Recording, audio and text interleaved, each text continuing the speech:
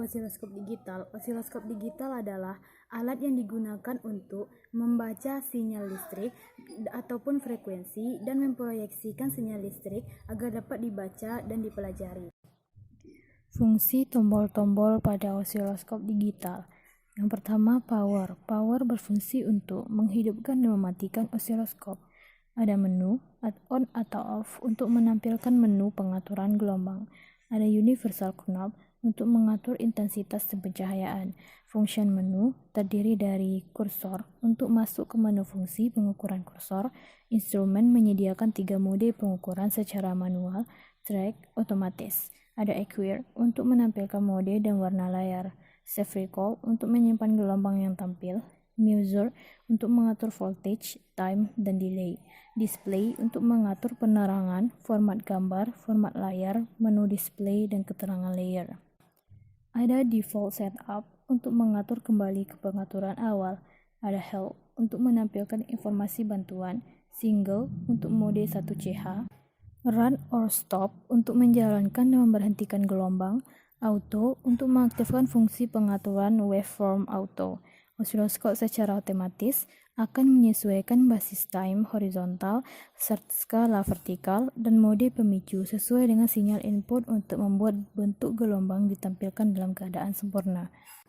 Trigger Control Area untuk mengatur agar data dan frekuensi dapat terbaca.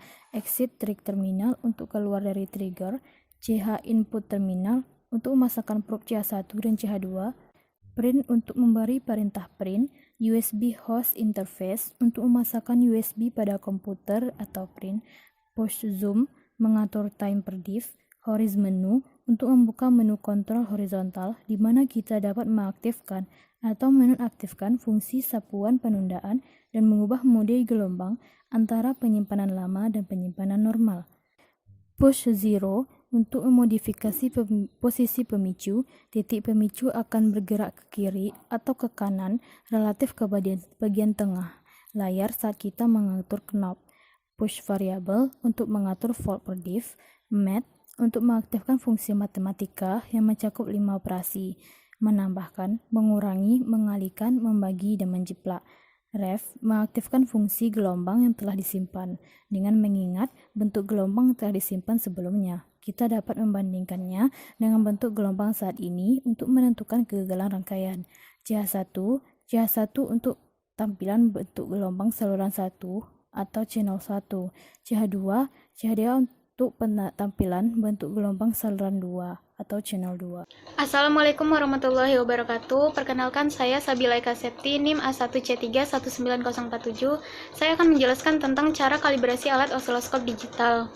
Cara menggunakan osiloskop dengan baik dan benar dengan cara mengkalibrasi atau mengembalikan posisi ke angka 0.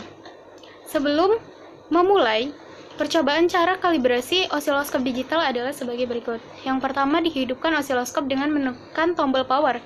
Yang kedua, ditekan tombol default stop untuk mengembalikan ke pengaturan standar. Yang ketiga, dihubungkan osiloskop dengan probe pada CH1.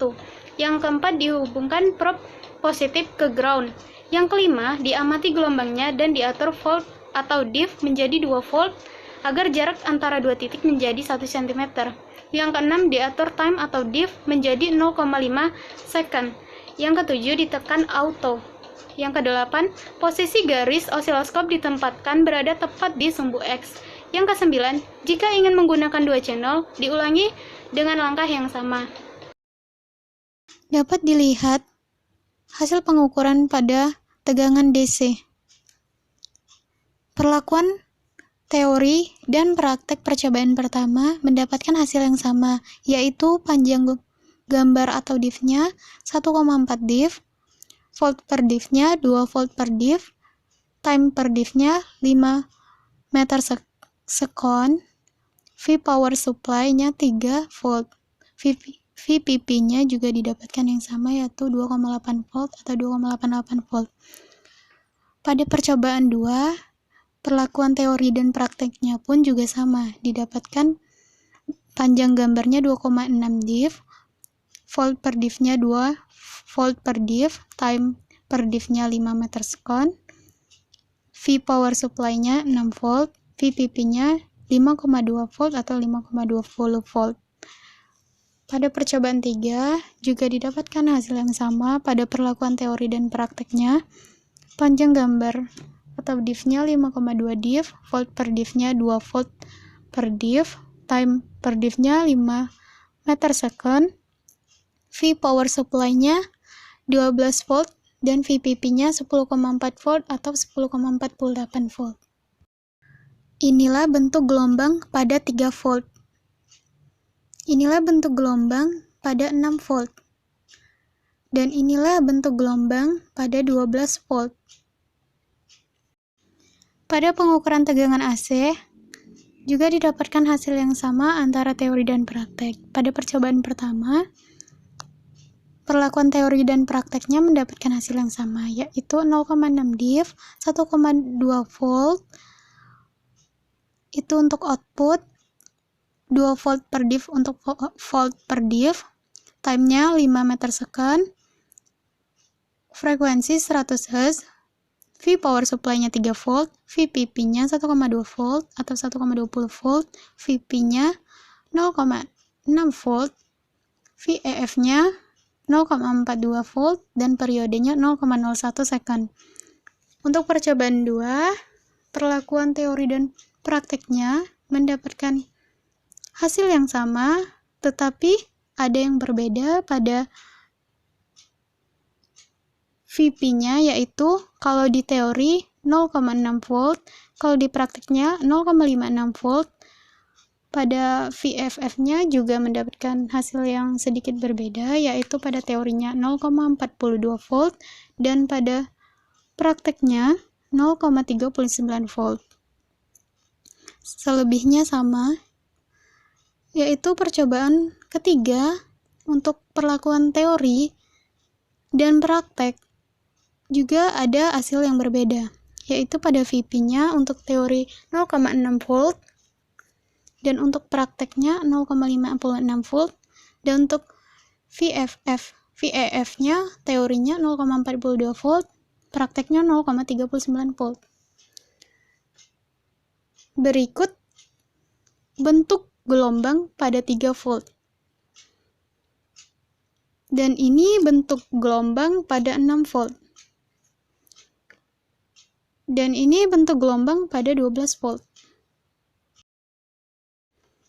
Untuk hasil pada kurva Lissajous, pada skala pertama, channel CH1, div-nya didapat 0,6 div, outputnya 1,2 volt, volt per div-nya 2 volt per div, time per div-nya 5 meter second, frekuensinya 100 Hz, VPP-nya 1,2 volt, VP-nya 0,6 volt, VEF-nya 0,42 volt, periodenya 0,01 second.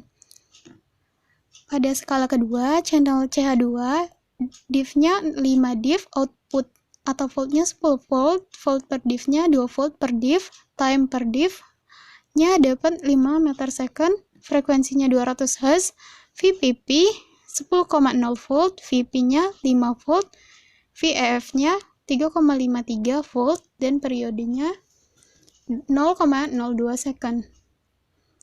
Ini adalah bentuk gelombangnya.